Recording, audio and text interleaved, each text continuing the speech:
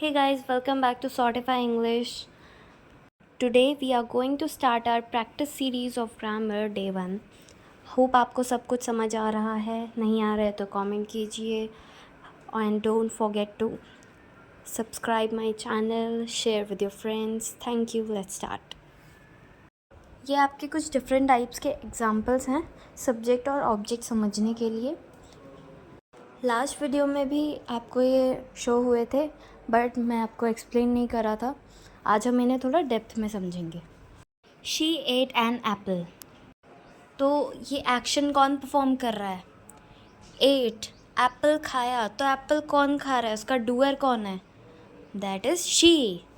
तो शी हमारे सब्जेक्ट है. सब्जेक्ट कौन सा सब्जेक्ट? सब्जेक्ट हमारा नाउन भी होते हैं, प्रोनाउन भी होते हैं. तो ऑब्वियसली शी हमारा रिफ़र कर रहा है किसी भी पर्टिकुलर इंसान को. तो वो इंसान नाउन होता है ना, किसी का भी नाम नाउन होता है. तो उसको रिप्लेस करके उसने शी लिख दिया. तो शी हमारा प्रोनाउन होता है क्योंकि जो प्रोनाउन होते हैं हमारे वो रेफ़र करते हैं, रिप्रेजेंट करते हैं या फिर रिप्लेस करते हैं किसी भी नाउन को. So she is a pronoun. अब हम एट देखेंगे. एट मतलब एक्शन हो रहा है, डूइंग हो रही है. खाना कोई डूइंग है ना, तो डूइंग हमारी क्या शो करती है? वर्ब. तो वर्ब हमारा कौन हुआ? एट. क्योंकि खाने को हम एट कहते हैं और दैट इज़ डूइंग. तो ये हमारी वर्ब हुई. An apple. अब इसका इफ़ेक्ट किस पे शो हो रहा है? एप्पल पे. खाने का इफ़ेक्ट जो सब्जेक्ट खा रहा है तो उसका इफ़ेक्ट किस पे शो हो रहा है? एप्पल पे. तो an apple is an object. अगर आपको इस तरह से समझ नहीं आ रहा है तो आप कंसेप्ट लगाइए जो मैंने आपको वाटर हुम का बताया था, जिसमें शी एट. अब एट हमारी वर्ब है, हमको ये तो पता है. तो एट से हमने 2 सवाल पूछने हैं. She ate what? An apple. आ रहा है जवाब? She ate what? An apple. आ गया. तो इसका मतलब ये क्या है? ऑब्जेक्ट है. An apple is object. क्योंकि आपको मैंने पहले भी बताया है कि जब भी सेंटेंस में वॉट या हुम का रिप्लाई आता है वर्ब से तो वो ऑब्जेक्ट होता है, उसके अलावा नहीं होते हैं. Okay. Next is he kick the box. He हमारा क्या है? सब्जेक्ट है. क्योंकि बॉक्स को किसने किक किया है? डूअर कौन है? ही है. तो सब्जेक्ट हमारा ही हो गया. और ही हमारा क्या होता है? नाउन या pronoun? Pronoun.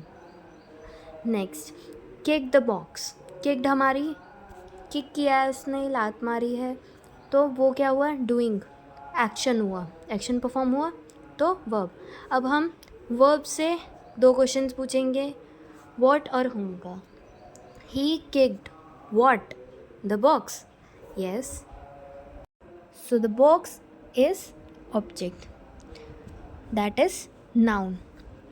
Next, Bose died on 18th August 1945. कुछ लोग समझ जाएंगे इसमें सब्जेक्ट क्या है, कुछ लोगों को थोड़ा ट्रिकी लग जाता है. लेकिन इसमें हम आपको क्लियर कर दें कि सब्जेक्ट हमारे 2 टाइप्स के होते हैं. हमने पहले भी पढ़े थे. एक तो डूअर और दूसरा जिसके बारे में सेंटेंस में बात करी जा रही है. तो इस सेंटेंस में बात किसके बारे में करी जा रही है? बोस के बारे में. बोस हमारे उनकी डेथ हुई थी 18 अगस्त 1945 में. तो किसकी डेथ हुई थी? बोस की. तो बोस हमारे सब्जेक्ट हैं, बोस की बात चल रही है. नेक्स्ट, डाइड हमारी वर्ब हुई. ऑब्वियस ही बात है बिकॉज दैट वाज हैपनिंग. और हैपनिंग, एक्शन और स्टेट हमारी वर्ब होती है. On August. तो अब आप देखिए, Bose died what? On August? No. Bose died whom? No. Bose died when? On 18th August. That's the correct. So अब इसमें हमारा जवाब कब का आ रहा है? when का.